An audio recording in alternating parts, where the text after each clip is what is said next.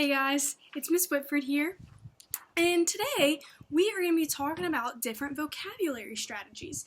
So we have a really cool anchor chart that you guys can find on slide 3, and we're just going to go through the anchor chart and what each thing is, and then I'm going to give you guys some examples which you can also find on your class kick as well, okay? So when we're reading different pieces of text, we have to remember that sometimes there's going to be vocabulary words that we might not know, but there's a lot of different strategies that we can use to figure those out. So the first thing that we're going to look at is context clues. So we can do that by using other words in a sentence or paragraph to figure out a word. We have to look for clue words to help us. So an example of that, example of this you can find on slide 4. I'm going to do an example for you for each one. So for context clues, oh sorry, that's my dog. When I'm going to read this sentence, and I want you to think about what the word scheming means. For several weeks now, my friends and I have been planning and scheming the ultimate food fight at school. We know it's wrong. We know we'll probably get in trouble. So I'm going to use my context clues, the other words in the sentence, to figure out what the word scheming means. So I read about 3 sentences. I read the sentence that it was in and the 2 around it because that always helps. I'm going to read it again. For several weeks now, my friends and I have been planning and scheming the ultimate food fight at school. We know it's wrong. We know we'll probably get in trouble.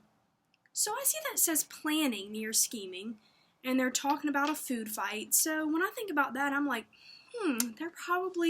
they're planning something because that was before it, and they're probably doing it as a secret because a food fight isn't that good at all. So I can use my context clues to figure out that the definition of scheming would be to plan something secretively, okay? So let's look at apposition. That is, the word is followed by the definition, which is often set off by commas. So sometimes the text will just tell you what the word is, and I think sometimes it's so right there that we don't even realize it. So this is an example, okay? So this is just a sentence. It says, the living room, comma, the biggest room in the house, comma, looks out onto the beautiful garden. So all of us know what a living room is. But if you're in kindergarten, you might not know. This is just a really basic example. But the point is, it's offset by commas, and it tells you the word first, and then it gives you the definition right after it. The living room, which is our vocabulary word, and then the definition followed by a comma, the biggest room in the house. Okay? And then let's look at word structure. So the meaning of a word can be figured out by using the prefix, base word, or the suffix. Okay? So a prefix, let's think about what is that? I know you guys all know. You probably already answered the question by now. Yes, a prefix is the part that comes at the beginning of a word.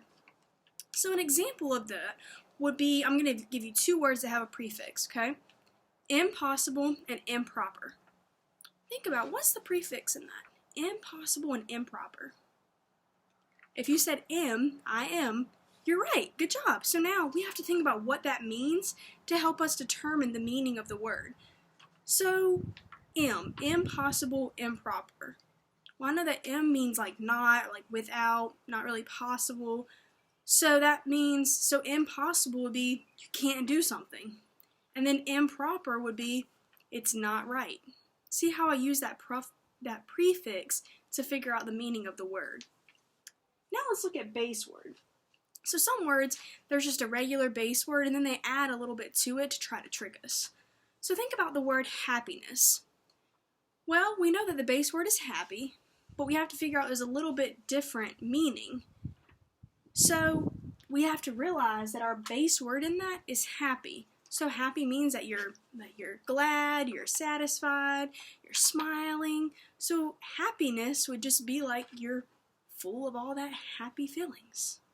And then suffix. Somebody think, all of you think, what is a suffix? If you said it's what is at the end of a word, good job. So a suffix. Let's look at the suffix ship. So ownership and internship. So we know excuse me guys, we know owner and then intern, but we added that ship to the end of it. So ship, we can figure out that that means like a position that somebody holds. Like right now, I'm an intern, and then if I add that ship, I'm doing my internship. It's the position that I have right now. And then if you're the owner of something, you own it, it's yours. But if you have ownership of it, it is yours. You are holding the position of it. Okay, guys? So, again, watch out, Brooks. This is on slide 4 for you guys to see. And then if you look on slide 5, you guys are going to see all of the definitions of your vocabulary words that you're going to be looking at today. And then on slide 6, you have your activity. So you guys are going to do a really cool activity where you get to use all of your vocabulary words in your life. You get to apply them to your life, which is super cool. So don't forget, if you have any questions, raise your hand in the class kick, type us a little message, and your teachers will help you. Bye, guys.